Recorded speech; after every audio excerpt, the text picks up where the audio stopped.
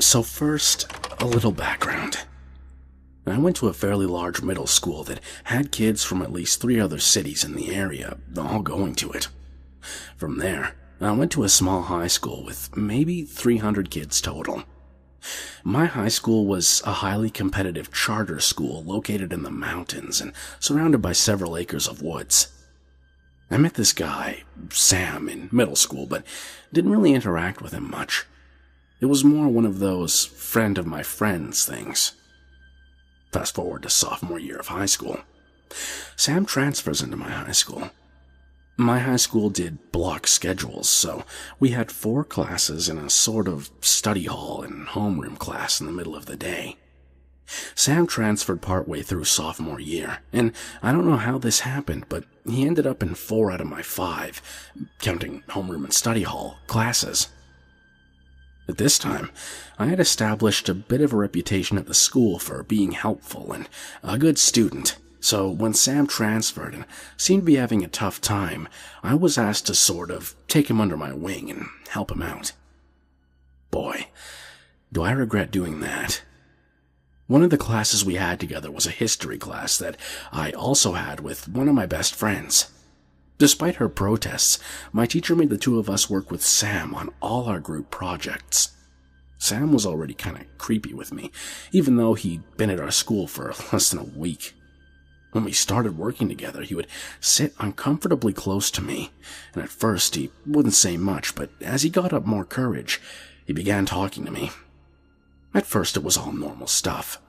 I had an older boyfriend at the time who was in the Air Force and stationed in Japan. I know that sounds like one of those lies that high school girls make up to get creepy guys to back up, but this was true. We were childhood friends and had started dating shortly before he enlisted. So I made sure Sam knew I wasn't looking for anything more than a friend. But it didn't take long before he started flirting with me.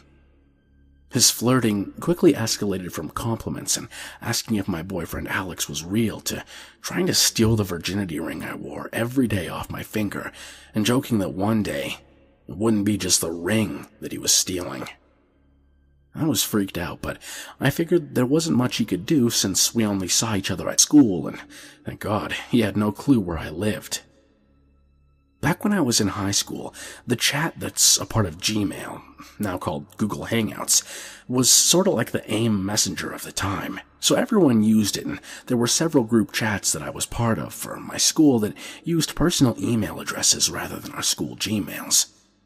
Through this, Sam got my email address. He started sending me creepy, sexually explicit emails of the things he dreamed about. I won't share the one that I still have saved, but they were gross, especially to a Christian virgin girl. He often had some part about me moaning how I loved him, not Alex, over and over again. Eventually, it got so bad that one of my friends reported what was happening to school administration. They basically sent out an email to the entire school administration that Sam wasn't allowed to communicate with me at school. This freed me from everything but the creepy sex emails that came in on a weekly basis, at least until the end of the year. Junior year, Sam was keeping his distance, but we had a class together, so we'd started interacting at a minimal level. I mostly just ignored him and hung out with my friends, though. Senior year is when things really started getting bad again. I didn't realize how bad they'd actually been my junior year until this point. We both took advanced martial arts as an elective class that year, which meant not only did we have to talk, we actually had to spar and train together. The worst thing about this is that my high school gym was about a 3 to 5 minute walk from the rest of our campus, and you had to walk through a trail in the woods that I mentioned earlier to get there and back. Sam would wait for me every morning at the top of the trail before school, and at the bottom of the trail after class, just so he could walk with me, although he usually walked a good 5 feet behind me and didn't actually talk to me. At this point, my long-distance relationship was beginning to fall apart, and Sam saw this as his opportunity. He started telling me stuff about how I was his soulmate, and I just didn't want to see it. He also told me that he'd drawn some kind of rune that eternally bonded our souls. Don't ask me what that's supposed to mean. Sam was into all sorts of Wicca, dreamwalking, and other magic and stuff that I wrote off as stupid jokes. As we came up on the end of our senior year, some of my teachers started asking me about essays, short stories, and poems that I'd written and turned in during earlier years. I eventually found out that Sam had been taking my old writing out of the trash at the end of each year when I cleaned out my locker and threw out all those old assignments I no longer cared about, and was turning them back in as his work. I insisted I knew nothing about it, and my school decided to search his locker.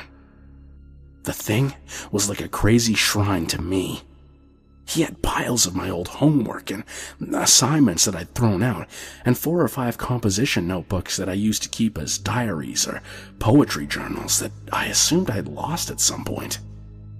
The school assumed he was simply keeping my works in hopes of turning it back in and getting better grades so we could actually graduate, but it felt really creepy to me.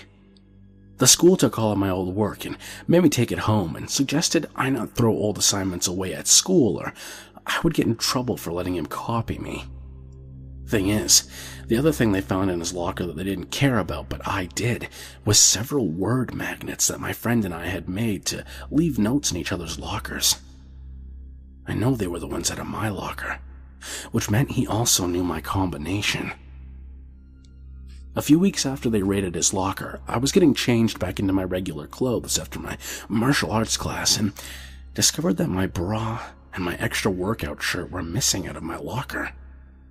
I reported it to the school, but nothing ever came of that. I'm fairly sure Sam stole them, but I've never been able to prove that. After that, he stopped talking to me for the most part. I had a new boyfriend who actually went to our school for the last 2 months of my senior year, and Sam was terrified of him. The only things that happened were one composition notebook that I'd completely filled with quotes and poems I found and liked, and a bunch of original poems I wrote went missing. And occasionally, the magnets and other things in my locker seemed to magically rearrange themselves in ways that didn't make sense. Some of my friends knew my combination, and although they swore they never touched my stuff, I just figured it was them trying to be funny. After graduation, I figured I was finally free of Sam. Instead, he started more legitimately stalking me after this. At first, it was just emails from accounts I didn't recognize, asking for things that didn't make sense. I marked all of these as spam and ignored them. Then, he made an account under the name of one of my former friends from high school. I thought it was actually my friend Becca emailing me, so I responded.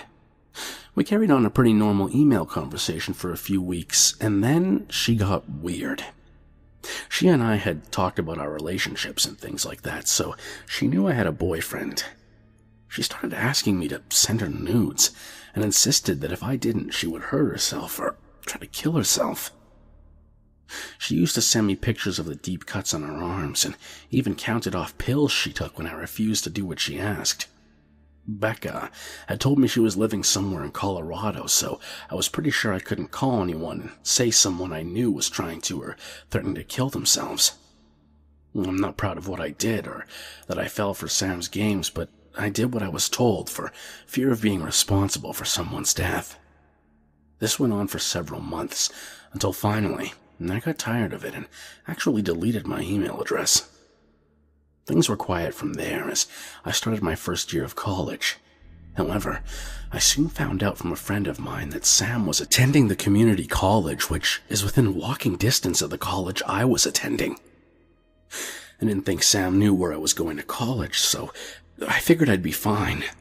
And I was, for about the first month. Sam started showing up outside of my classes.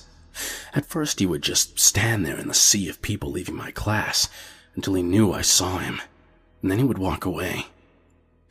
This started to really freak me out, and at the time, I had no friends at the college and no boyfriend to intimidate Sam. After a few weeks, I started getting emails to my college email address. They always came from different email addresses, had no subject, and always 4 attachments. they were always me somewhere on campus, eating, in class, headed to my car, and even photos of me heading into the bathroom. I reported everything to campus police, but they told me that unless I could prove it was stalking me, there wasn't much they could do about it. I established a habit of getting on and off campus as quickly as possible and not talking to or interacting with anyone. After my first semester and Christmas break, things calmed back down for a while, and I started trying to make friends, which turned out to be a mistake, but that's a story for another time and another subreddit. I'd started working in a store in my local mall and hadn't heard from Sam or Becca in several months. Sam started showing up at my work that January. I worked in a home decor store, so the store had pretty narrow walkways between the displays, and it was next to impossible to notice someone coming up behind you, and the cameras in half the store were dead.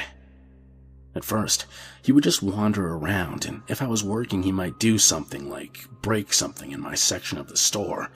One of my coworkers actually saw him do it a few times. I worked on a rotating schedule, so I worked different times and different days every week, so he couldn't just wait for me to show up. If he went to the store and I wasn't there, he would ask when I was working, claiming to be my boyfriend. After 2 or 3 times my managers and coworkers asking me why my boyfriend had come in asking for my schedule, I found out it was Sam, and I explained the situation to my managers, and they let everyone know that if Sam showed up while I was working, they had to alert the manager and me so I could stay in the back. They were also told to tell Sam that I no longer worked there, in hopes that he would stop. It took my manager threatening to call mall security for him to finally stop coming around my work. After that, he went quiet again for almost a year, before popping up on my social media again last year.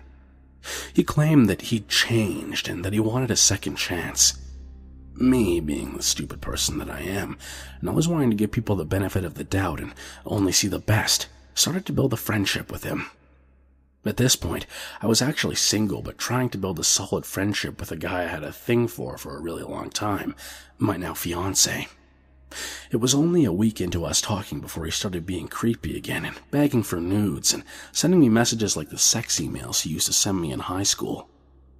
My now fiancé, then he was just my best friend, although he asked me out within a couple weeks of this, signed into my account on Snapchat and basically ranted at this guy, telling him to leave his girlfriend alone. The next inappropriate message he would send to me would mean my boyfriend immediately blocked his account and he would never speak to me again. After that, I tried to put some distance between us, although I tried to be friendly and answer when he talked to me.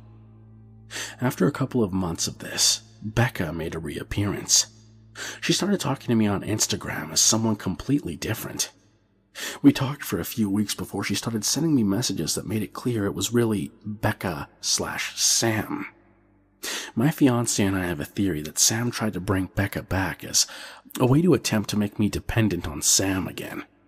She went back to her old tricks with the self-harm and the suicide threats, except this time, Sam used the time photo thing on Instagram and his little sister to really add a punch to it and make me truly believe she was trying to hurt or kill herself. I told her I knew who she was and that she was lying. She threatened to blackmail me with the old images I'd sent her way back in my first year of college if I didn't send her more. Instead, I told my boyfriend, and he used his tech nerdiness to check out the metadata on our photos and discovered they were screenshots from some other account, and that this person actually lived in the same state as us.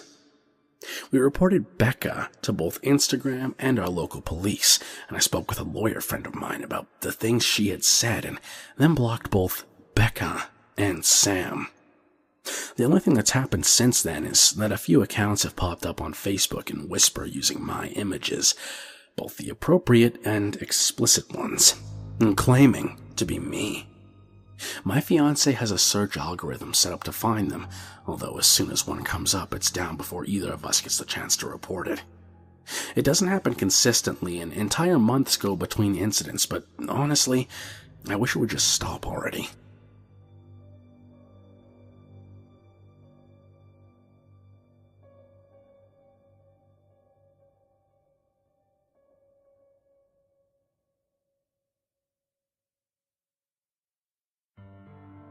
So I saw an article on here earlier that gave me flashbacks of my encounter and wanted to share.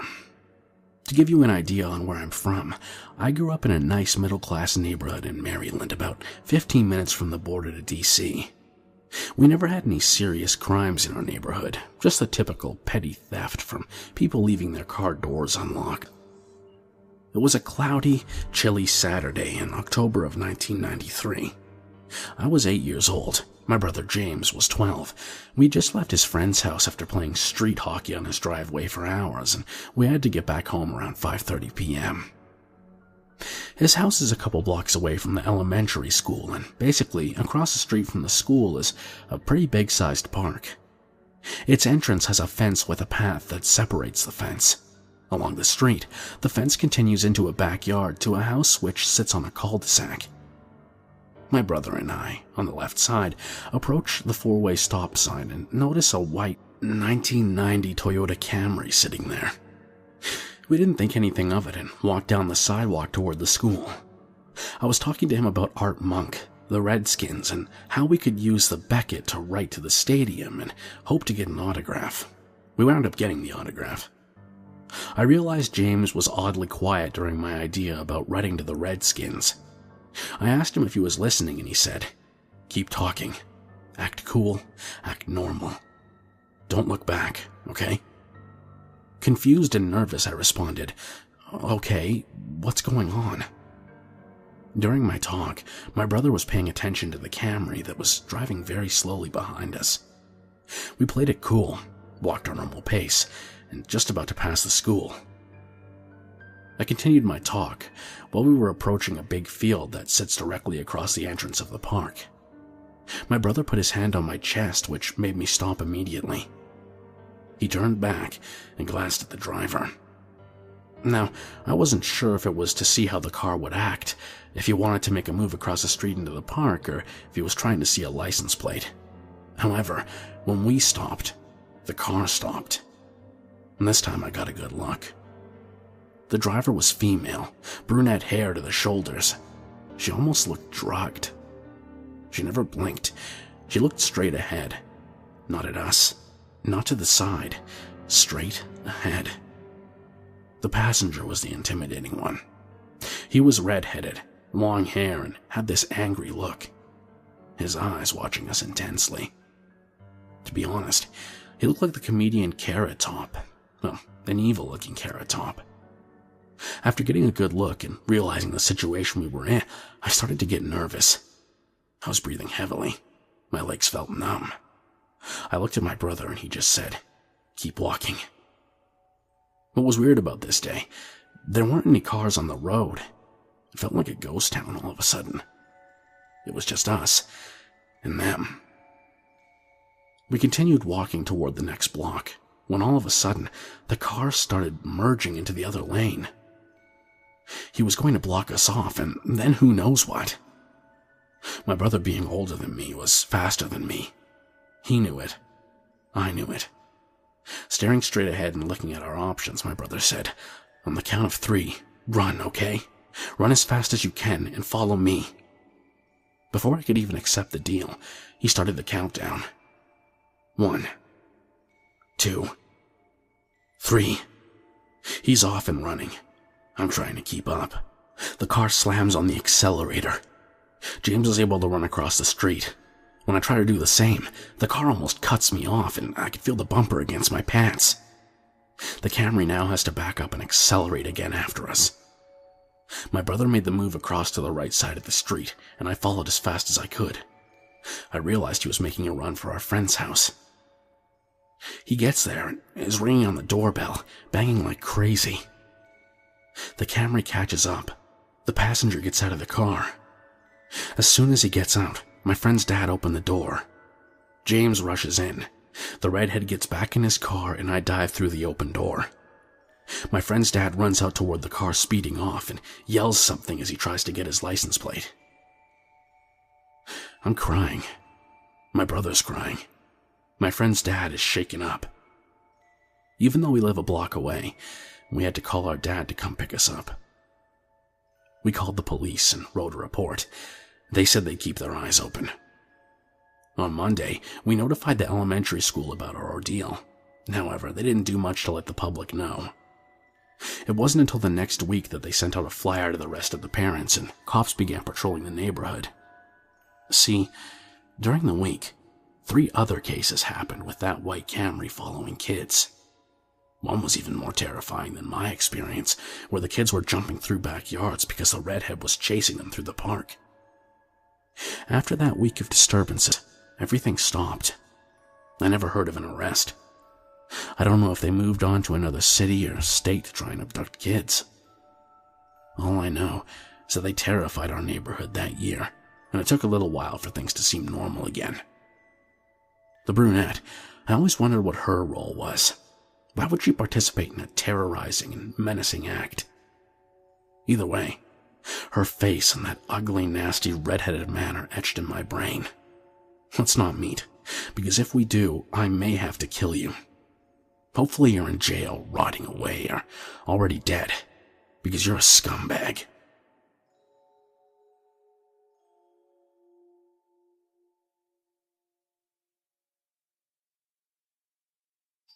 I love listening to scary stories, and figured it's time to maybe share some of my own creepy encounters.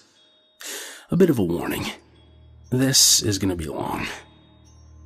Throughout my life, I've experienced many unusual and often unpleasant situations. For privacy reasons, I don't want to give away too much information about myself, but I will say that I'm a 20-year-old girl now living in Ireland, where I've lived for over 5 years. I grew up in a small Eastern European country of which about 40% are Russian, and am of Russian descent. Even though almost everyone in my country spoke fluent Russian and much of the population had Russian relatives, ethnic tensions in the country were high. It wasn't uncommon for you to receive a lower salary or worse treatment in shops and other public areas if the place was run by natives. It's because of this, I believe I was singled out as a target in this particular story. That and my feeble appearance, as I've always been quite short and skinny. My neighborhood, like any other, consisted of many blocks of Soviet apartments, remnants of the USSR, rotting away but nevertheless housing hundreds of people. It was a good enough neighborhood, all things considered, and I would not have called my family particularly poor. However, the building we lived in was rather bleak. The hallway was always dark, stank of piss or sometimes other bodily excretions. The building was quite tall and had an old creaky elevator that smelled no better than the hallway itself, and often got stuck or broke. This, however, was still more favorable than climbing the even darker sets of stairs, which often had homeless people sleeping on them or groups of teenagers gathering to do drugs. The layout of the place is unimportant. However, I believe this description will set the scene. After a year or two of living in this building with little occurrences aside from stumbling upon the occasional stoner with a knife trying to rob me for drug money or a drunk passed out in front of my apartment, I started to notice 2 native kids hanging around the neighborhood, a girl and a boy. At first, they never spoke to me, and I paid little mind to them. However, I would often notice them staring at me as I passed by, or from a distance as I played with other neighborhood kids. These kids were weird, to say the least. They spoke a limited amount of Russian and isolated themselves from everyone else, just watching me. Despite them being very similar looking, nobody knew if they were related or just 2 weirdos living in my building who found each other, but I remember always assuming they were brother and sister. After a while of the not-so-casual staring, they began to harass me on my walk home. Tease me, push me, and generally attempt to get on my nerves with what little Russian insults they knew. I had a rather thick skin, so this didn't bother me too much. I would either completely ignore them or fight back with what I thought were rather witty comebacks, but these kids were relentless. I began to wonder why they decided to randomly pick on me, as I'd never said a word to them before, and I'd never really paid them any significant amount of attention, but decided to settle for they're just a bit weird as an explanation. Nevertheless, this is all just teasing, right? Kids being kids. One day on my walk home, the strange duo were on my heels as usual. The boy making some crude comments about my nationality and how I should go back home to Russia, as well as other unrelated insults, while the girl snorted and laughed her ass off. I did my best to ignore their behavior, not feeling in the mood to dignify them with a clever comeback this time.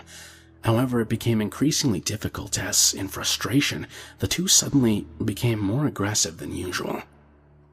All the other times this went on, they would just give up and leave me alone after a while, walking in the other direction, but this time, to my surprise, they followed me into my building and into the poorly lit, stinky hallway. Still ignoring them, I pressed the button for the elevator and felt the boy roughly grab me from behind. I was in shock. The girl joined him, bending my arm in an incredibly uncomfortable position behind my back. "What the hell are you doing?" I screamed at them as they began attempting to drag me back to the almost black staircase, telling me to shut the fuck up. I struggled, of course, not understanding what had gotten into these two. I mean, I knew they were weird, but this was something else. This didn't feel like childhood bullies or kids being kids. I believe those two had something sinister on their minds. As I struggled against their grip, trying to break my way free and towards the elevator that now arrived onto the ground floor, a middle-aged woman walked into the hallway, a look of confusion at the sight before her on her face. She asked, "Is anyone going up?" Desperately, I breathed, "I am. Please," reaching for the elevator, only to hear the guy snarl, "You're not going anywhere."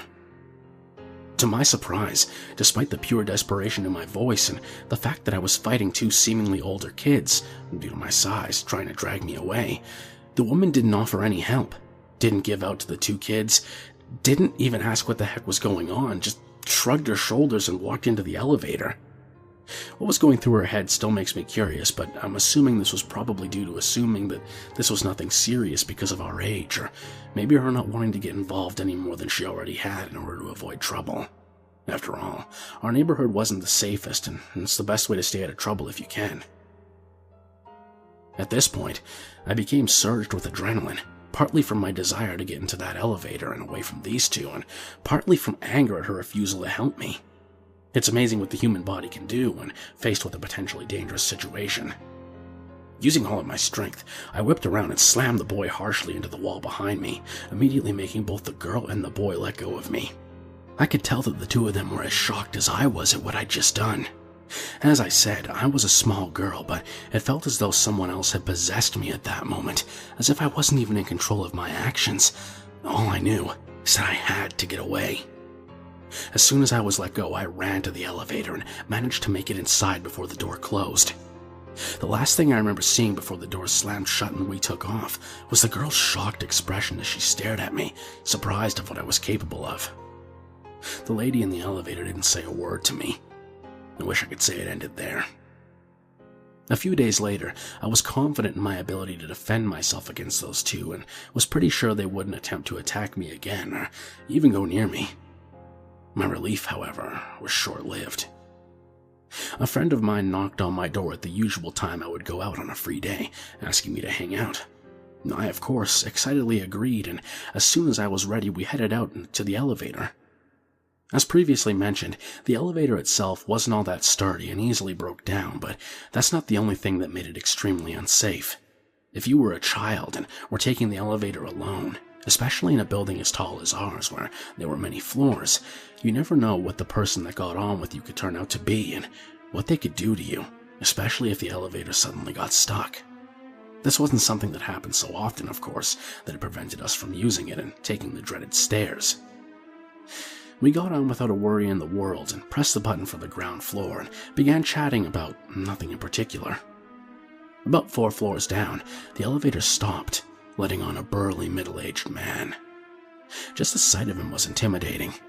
He had a sunken face, long, black, greasy hair, a curly beard, sweat stains under his arms, and his belly was so big it took up most of the room in the tiny elevator, pushing my friend and I into a corner. We fell silent. At first he said nothing, just stared at the two of us as the elevator doors closed. I could tell that much like myself, my friend had an uneasy feeling about him and what his intentions with us were. Then, in a deep, hoarse voice, he says slowly and calmly, "You think you're so tough, don't you?" It was more of a statement than a question. I could tell it was directed at me. Suddenly, he pressed the elevator's stop button, screeching it to a halt, reached out and grabbed me by the fringe. He pinned me against the wall of the elevator, still holding onto my fringe, and began to pull up. I could feel some strands of hair ripping out of my scalp as I was being lifted slightly, however not enough for my feet to lose contact with the ground. I squealed in pain as my friend watched in shock, cowering further into the corner, unable to do anything. "I can be tough too," he sneered in a slightly sarcastic tone. I began to try and make him let me go of my hair, but to no avail. The more I moved, the more of my fringe ripped out and the more painful it became, so I just stopped struggling and attempted to stand on my tippy toes as much as I could to release the tension he put on my hair. "You think it's funny to hurt my son?" For a second I had no idea what he was talking about, but then I realized. The boy I slammed against the wall in an attempt to get away must have told his parents what happened, most likely neglecting to include the fact that he attacked me first. Or maybe he did and his father just didn't give a shit. He didn't seem like a very reasonable man after all. "I know what floor you live on. If you ever touch my son again, I'll put a knife through your throat in this fucking elevator. You understand me?" he hissed at me. Before I could respond, the elevator began to move again. Someone must have called it on another floor. He narrowed his eyes at me and let go of my hair, standing back and acting as if nothing happened. As we stopped and another person got on a few floors down, the rest of the ride was spent in silence. I don't know what was scarier, the fact that this clearly insane man was threatening my life, or the fact that his equally loopy son stalked me without my knowledge to find out what floor I lived on and what my routine was, just so he could get his psycho dad to threaten me. And for what? My friend and I tried not to speak about it again, but whenever I saw those two kids, they just kept their distance as they have before, grinning at me.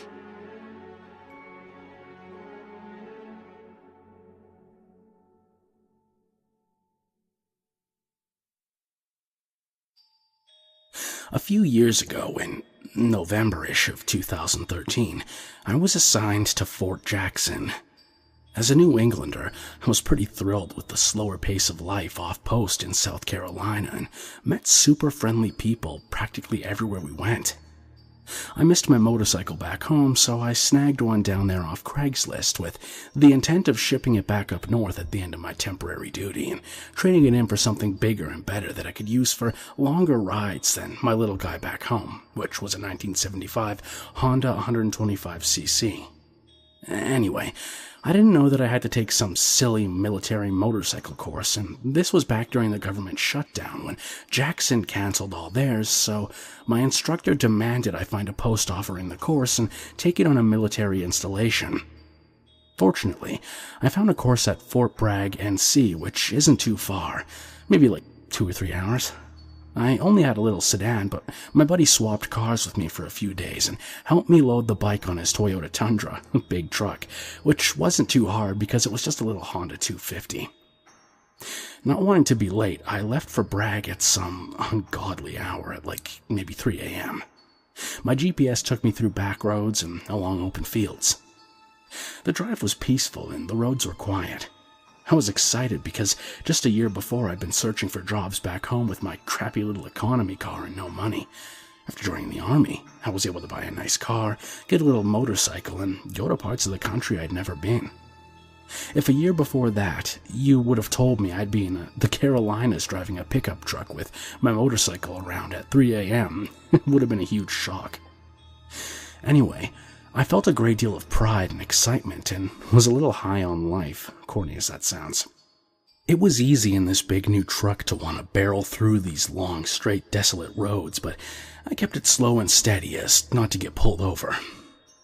Eventually, I came up behind this beat-up little American car. Maybe it was a Ford Fiesta or something. It was purple and had one person in the vehicle, the driver. He was going very slowly, maybe 30 miles per hour, which was painful, but I stayed a safe distance behind him. Since I was in no hurry and had plenty of time, it was nice to drive slow for a while. Then, the guy suddenly speeds up to like 70 or so, which seemed fast for these little roads. Foolishly, I thought that maybe this guy was an old pro and knew where the cops were, so I stayed with him, slowing down and speeding up as he did, but staying far back enough so my elevated truck lights didn't blind him. Everyone hates when trucks do that. Yeah, I know maybe it seemed a little creepy that I stuck with this guy at like 4 in the morning in the middle of nowhere, but I guess I didn't think about it. Besides, at the time I was just 26, a girl with longish, dirty blonde hair who wore makeup and really looked completely harmless. Who in their right mind would ever be afraid of me? Eventually, the guy pulled off to the side, and that's when things got weird. And it was largely my fault for assuming everyone in the South was friendly and a heartbeat away from offering up some sweet tea. Maybe he had car trouble, and I wanted to check on him to see if he was okay. I rolled down the window, leaned over to the passenger side so he could see how non-threatening I am, and said something like, "Morning, sir, are you okay? Wanted to check on you, and I'll just leave you here if you're having car trouble. I have a phone if you need AAA." At this point, it's very clear I'm just a youngish blonde female and probably harmless, and the weirdo goes, "I was doing just fine myself till I saw you was following me." You know, in that slow southern drawl. He was a white dude, in maybe his 50s, heavy, unshaven but not bearded. Looked unkempt and ugly, but in an odd hills have eyes, sorta lumpy, asymmetrical way. Anyway, I felt badly that I might have given him a fright, so I tried to explain that I thought he knew where the cops were, and that's why it seemed like I was following him, and I was sorry. Then I asked him for directions to Bragg because my GPS wasn't working and I really wasn't sure where I was. At this point, I didn't feel scared or anything because I'm in a huge truck and he's just off to the side in a little car. The guy basically started screaming and calling me a whore or something strange, and I was completely startled. So I said, "Damn," and for some reason rolled up the window before shifting into drive when he screamed, "I ain't letting no goddamn whore swear in front of me. I'm gonna put the fear of God in..." Couldn't hear the rest. The window was shutting right at the time he said God. It was a huge what the fuck moment. Before I can put the truck in drive, his fat ass jumps out and tries to open my passenger door. As I'm shifting into drive, he's pounding on the window with this terrifying look on his face. It took me an extra second because I wasn't used to where the shift was on this car, and I paused for a second, stupidly, to look at his face because I almost couldn't believe it. I'll never forget it. Beady eyes and seething hatred. Screaming and spitting on the shut window. It was like a frenzied rage. It was the craziest, angriest face I've ever seen. I floored it and got out of there so fast, I was completely freaked out. Sometimes, I still dream about the guy. If you made it this far, I hope you'll follow me on Twitter at KingSpook Creepy.